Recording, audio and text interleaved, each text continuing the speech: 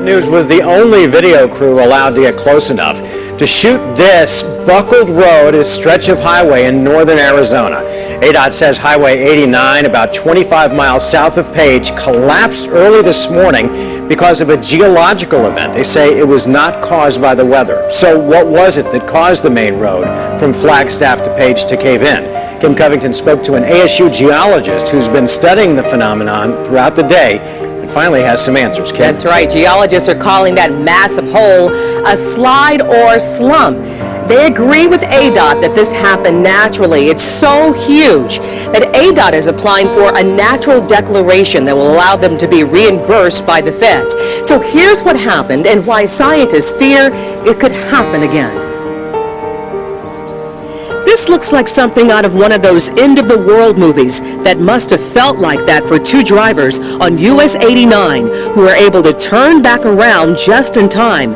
12 News reporter Chris Rapsky explains while near the edge of the Mammoth Hole. You can see an oil stain on the road where the car traveled, falling off this cliff, and you can only imagine how scary it must have been to feel a road buckle beneath you. Look at how deep and how long. 150 yards long on Echo Cliff. This was not an earthquake, is not a sinkhole.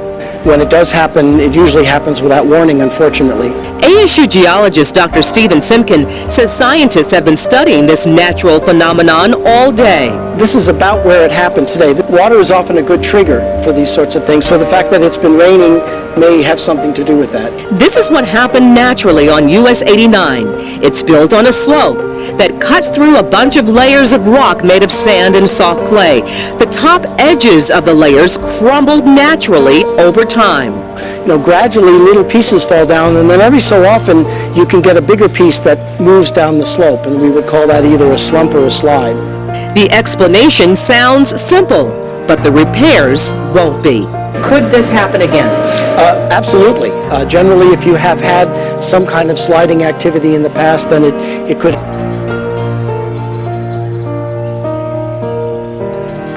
The Eyewitness News pothole patrol now back in full force, although what you're about to see goes far beyond the normal definition of the pothole. This is on the Garden State Parkway in Woodbridge, just off exit 127. Meteor Crater is more accurate here. Two lanes were closed, but late this afternoon the crater has been fixed. Traffic finally is moving. Here's New Jersey reporter Tony Yates. One after the other, the casualties piled up along the parkway near exit 127, crippled by this, a gaping pothole that opened up, knocking cars down one by one near the base of the Driscoll Bridge. There obviously was some type of problem in the ground underneath. I mean, it is by the bridge, the bottom of the bridge, by where the water is. Ed Pasallo helps run an auto body shop close by. He says it is pothole season. The water gets in the cracks, freezes, expands. When the water melts, it recedes again, and then the crack gets bigger, and then the cars and trucks, as they're driving over them, tend to make the potholes larger and larger. The lane was shut down for the entire afternoon so that crews could get the hole patched as quickly as possible, and as potholes go, this one was pretty huge. But they don't have to be super big monster size to cause big headaches for drivers. Now that the salt goes down, it just lifts up the tar, and it's just horrible. It's a horrible mess. Horrible.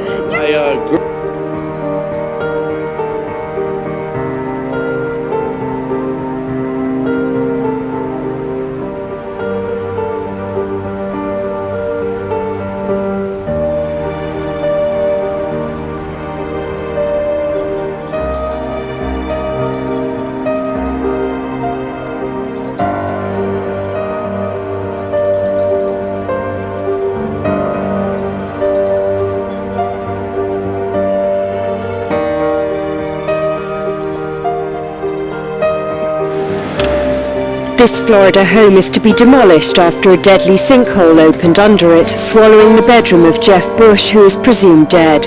Rescue workers in Tampa called off their search to find him on Saturday. Local authorities have cordoned off the house and two nearby for fear the hole may be growing. The sinkhole is extremely large. It's a huge chasm extending down 50-60 feet. With all the equipment that we brought in and specialized help, we just have not been able to locate Mr. Bush, and so for that reason the rescue effort is being discontinued.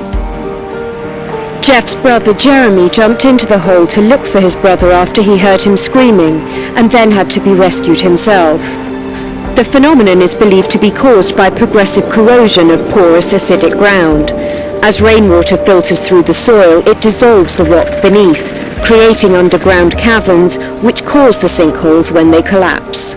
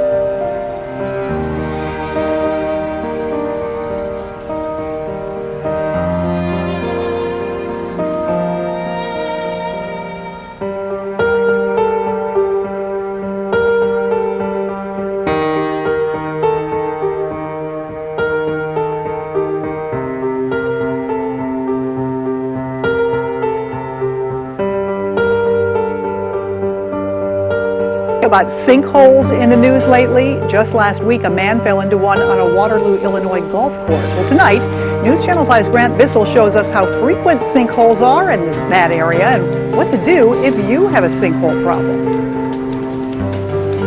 Well, this is a sinkhole. John Green lives out here in rural Monroe County, Illinois, and he says these things pop up all over the place. As a matter of fact, he's got 5 just on his property alone. This one is about 8 feet deep. But he says for he and his family, sinkholes like this, they're just a fact of life. It's just the land, just the way the land lays. Sinkholes like this surround John Green's home, and they're growing in size and number. This is the smaller of the sinkhole here. This one here has been going for, I guess, for about 3 years now. Mike Faust of the Monroe County Zoning Department tells me pits like this are actually pretty common. In fact, many small ponds that dot the area are actually the result of sinkholes. Because soft limestone bedrock lays beneath the surface, Faust says certain parts of southwestern Illinois are prone to sinkholes. They include parts of Madison, St. Clair, Monroe, and Randolph counties. But finding them can be tricky. We never know where a new one could come up. We don't have a lot of them that do come up, but there's always a possibility of having a sinkhole appear somewhere. Faust says there are no reports of sinkholes causing property damage in the area. That's good news for homeowners like John Green, because sinkhole damage isn't covered by most homeowners insurance. An agent told me today it can be added to a policy, but not every company sells sinkhole coverage. Green says he's not worried about a sinkhole swallowing his home, but he still keeps a close watch on the ones nearby. For me, this is more of the lay of the land. Those are sinkholes that I keep my eye on as much as I can. Now, if you've got concerns about sinkholes on your property, your first step should probably be to call your local county offices. They may have somebody that can come out and help you fix a problem just like this.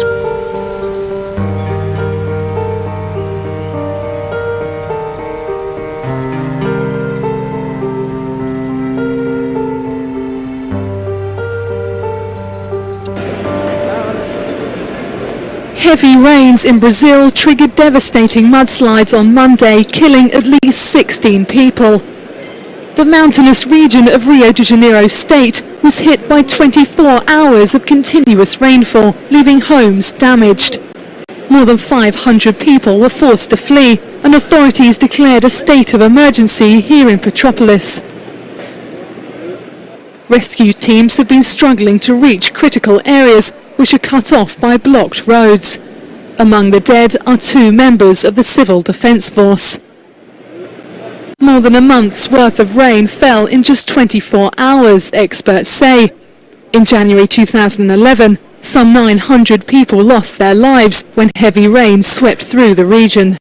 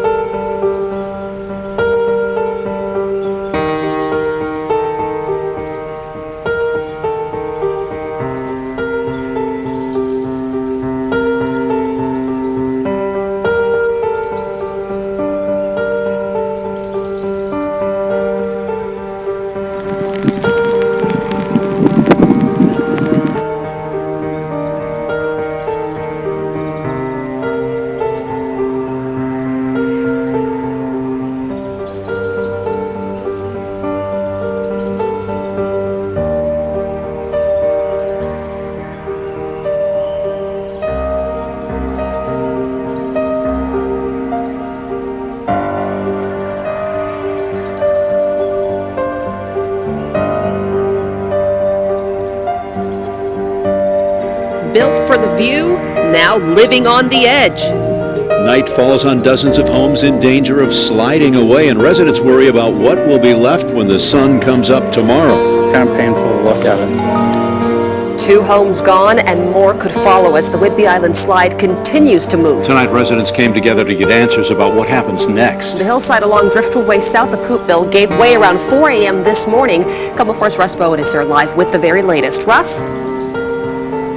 Residents were told there will be a full assessment tomorrow, but there is still no indication as to when this will be over. Just in case you drop me? Okay. I'm gonna drop it. You know what? All you have to do is look at their faces, their hope for rescue, the confusion. I have no feelings whatsoever. I am totally numb. The uninvited desperation. I've been packing my stuff out of my house. I got the dog out of the house and tried grabbing my wallet. Since the pre-dawn hours, they knew there was something wrong. And every time we hear a rumble, everybody kind of stops. As they dashed to gather what they could, the earth moves a 1/4 mile wide and 1,000 feet long. And tonight, they hope for answers, not just the victims, but their friends and neighbors gathered to find out what they can from officials. They learn the slide is still active and will likely remain that way. Some homeowners are told they can't go back home, and others, the future of their homes and property, just not known. Geologists believe this slide has been building for a long time. Clearly, if you look at the age of the vegetation, there are some places on this big landslide, area that hasn't had activity, in 200 years. It was Zoe that sensed it first in this couple's house. Like so many others, they had to see it to understand how enormous it is. Just overwhelming. You realize just how Mother Nature takes over when it wants to, and the sheer volume of the amount that slid down to the beach was amazing. And residents were also told to look for any new or additional cracks in their homes or around them, including the ground, which could be an indication of another slide. Reporting live, Russ Bowen, KOMO 4 News. Surveillance footage captures the moment a sinkhole opened up in China, swallowing a man who died of his injuries. Yang Xibing is pictured in the top left-hand corner. A hole 20 meters deep opened up beneath him. The 25-year-old was a security guard at the residential compound in Shenzhen City. He was rescued from the hole but died in hospital. Some locals blame the subsidence on alleged illegal digging at a neighbouring construction site. Managers were investigating complaints of tremors when the ground collapsed.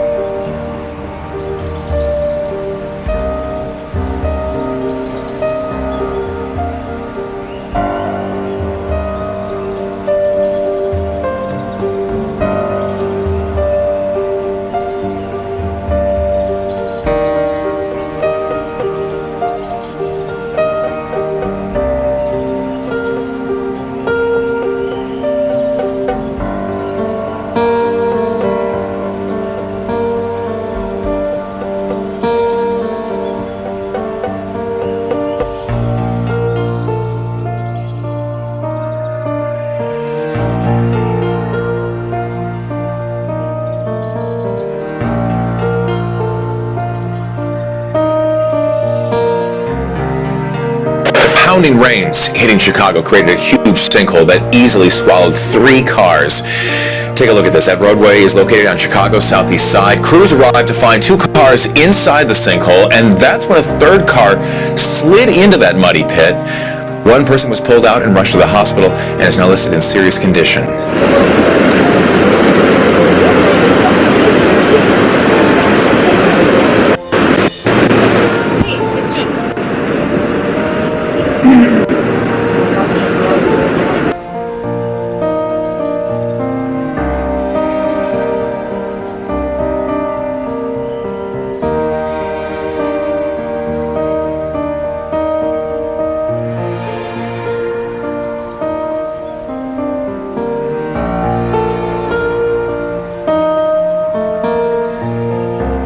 Again in a neighborhood in Northampton County, another sinkhole is opened, the 3rd in a month.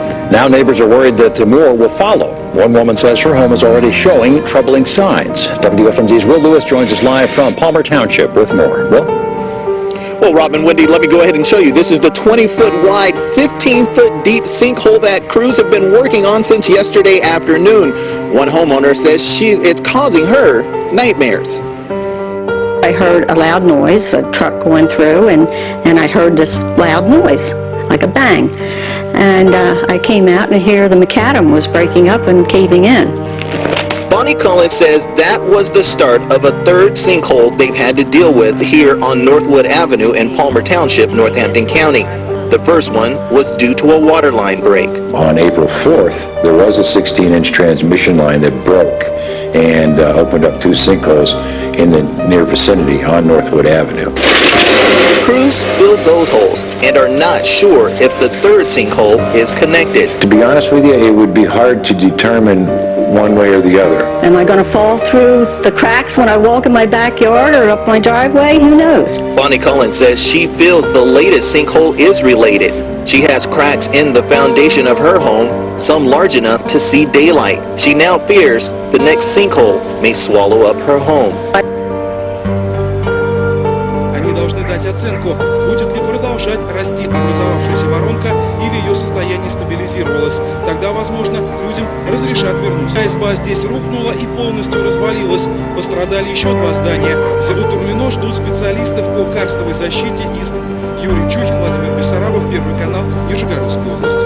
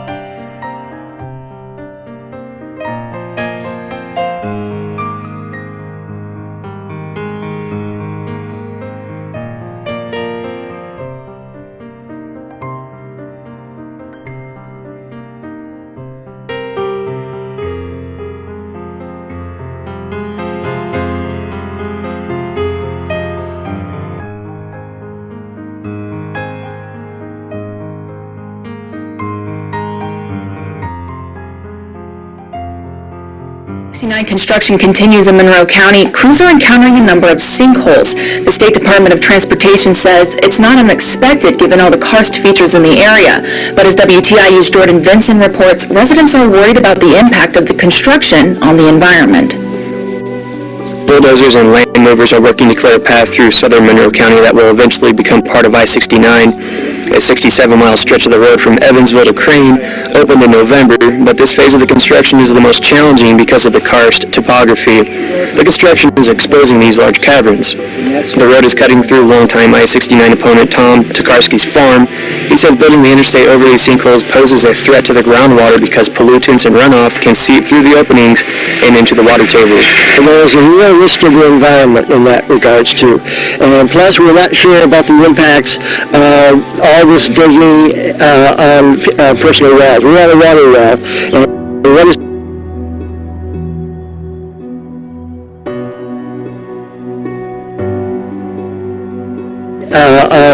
personal wells. We're on a water well, and what is this going to do to our well? We have excellent water now. Is it going to contaminate our well? We just have to wait and see. A spokesman for INDOT says while these karst features are common throughout the area, the department's planners have taken necessary precautions to prevent impacts to the water table and the environment in general. INDOT is capping the sinkholes and will construct the roadway over them. With producer G. Watu, Jordan Vinson, this is WTIU News.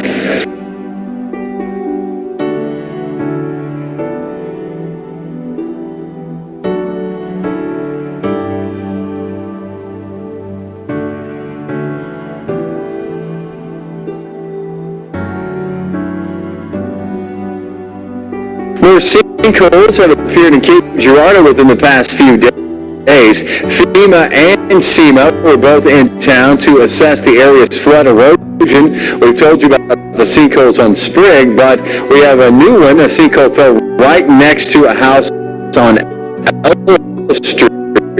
Here's some video of that. The house is vacant right now, but it is located in a residential area. Neighbors say the sinkhole started when we got all that rain on Monday and has continued to grow. Their main concern, of course, is safety. Get it fixed. We need probably a lot more people to come together and make sure everything is safe enough for children to play, so there's not kids ending up in the hospital, dying, falling in a hole, and nobody hearing them. Just all of us come together and make sure all the ground is safe. Barr says the hole was nearly 10 feet deep, but for now the fire department has filled it with gravel. Others in the neighborhood say they're keeping a close eye on their land, hoping other sinkholes don't pop up. We got this video in earlier today. This is on Sprigg Street. Workers say this sinkhole is under the bridge, is about 150 feet deep. Employees at the quarry discovered it when they saw water flooding into the quarry about 2 weeks ago. Since then, crews have built a levee to keep water out of the sinkhole and out of the quarry. Another sinkhole showed up in the area earlier this week. That one is just a few feet away from the one under the bridge. It means there are several sinkholes within about 100 feet of each other.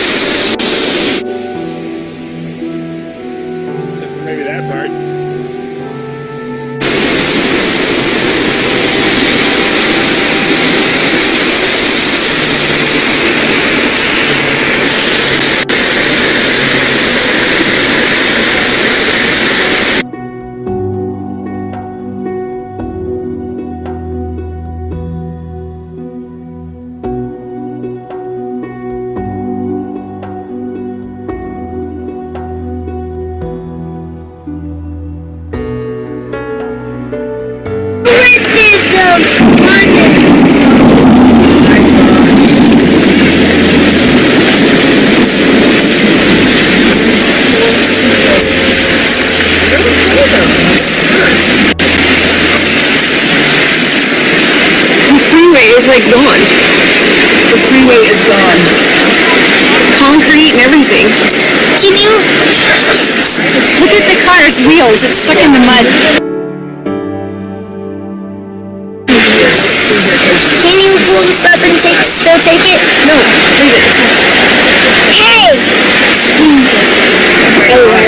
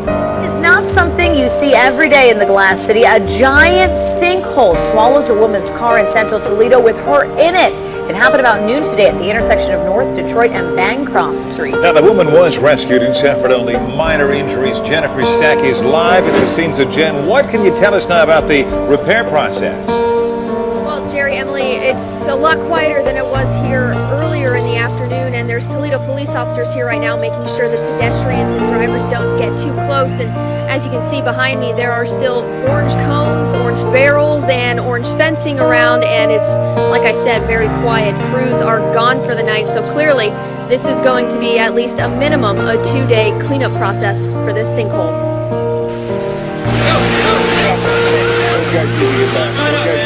This was the scene when 60-year-old Pamela Knox was rescued by Toledo firefighters from her car at the bottom of a large sinkhole at the North Detroit and Bancroft intersection in central Toledo. It was hours later her car was retrieved from 10 feet below street level. Someone was driving down and all of a sudden she found herself in a big hole. An exact cause hasn't been determined. However, crews on scene say it could have to do with a water main break washing away the ground underneath the pavement. Just amazing. And I think all of us would think right away, how many times have I driven up and down the street? I work here, I drive up here every day, and how many times I've driven that street. Sister Virginia's church, St. Martin de Porres, which is right across the street from the scene, was never in risk of suffering any damage, but she can't help but sit back and be thankful. And of course, I was thinking about that home in the sinkhole in Florida and that gentleman that they never did find.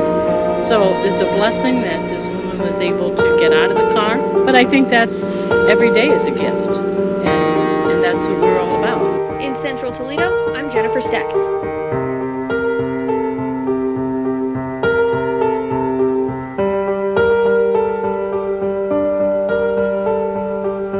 Well, the rain has tapered off, but its effects are far from over. We have continuing live team coverage of the problems the wet weather is causing. News 13's Mario Boone followed the governor today while he toured flood damage in Madison County. Cheryl Barber is in Haywood County, where a search is underway for a missing kayaker. And Ashley Searles is in Buncombe County. But we're going to begin with Mario in Madison County. Governor Pat McCrory arrives in Madison County at daybreak Friday to get a first-hand view of flood damage. His first stop, this gigantic sinkhole on Highway 213. A hell of a problem. McCrory moved on to the Walnut community where flooding destroyed crops. I'm sorry. No problem, huh? This is the worst it's ever been? The worst it's ever been. Then he met with DOT leaders to discuss roads washed out or blocked by large rocks. Back at the local firehouse, I got a chance to ask McCrory when residents can expect state help. Our work crews are out here 24 hours. The dilemma is if rain continues, it's tough to repair something while it's still raining. Do you have any sense yet of how much damage in terms of a dollar figure there is? I have no idea. But the governor says the DOT already spent several $100,000 fixing a road that washed out again. He tells me the total cleanup cost in this area will be substantial. But for now, his main worry isn't financial. When the sun comes out, you've still got some serious safety concerns that we've got to be worried about. Well, the governor says he plans to revisit the area to monitor the progress. He also says he's working to determine if the damage meets guidelines for disaster declaration.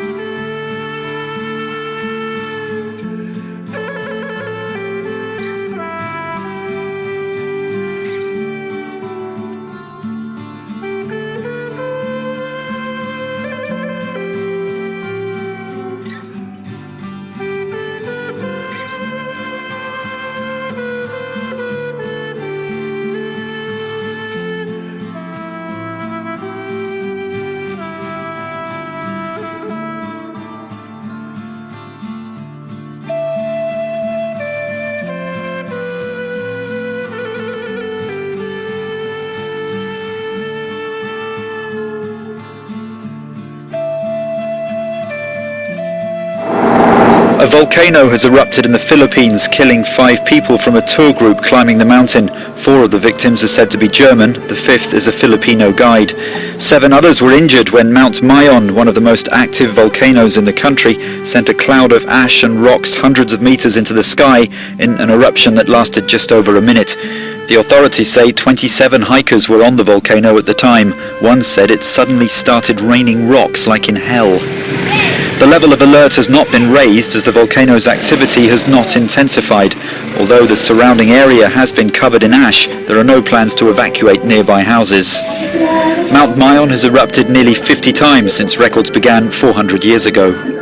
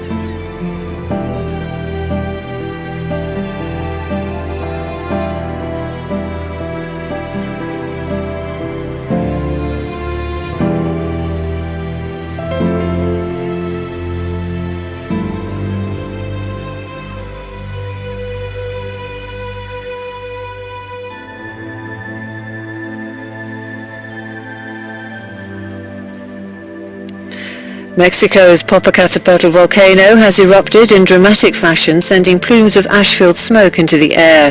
A 12-kilometre safety radius around the volcano has been put in place. But Popocatépetl is also having a major disruptive effect on air travel. At least 6 U.S. airlines have cancelled flights out of Mexico City and Toluca Airport, affecting routes as far afield as Dallas to Chicago. Passengers have no alternative but to sit it out and wait. We were told there won't be any flights until tomorrow. My brother-in-law has gone to find out what's happening. I'm waiting for him because we're now being told there'll be no flights until Saturday. Back in 2010, an Icelandic volcanic cloud caused the largest air traffic shutdown since World War II, leaving millions of passengers stranded for days.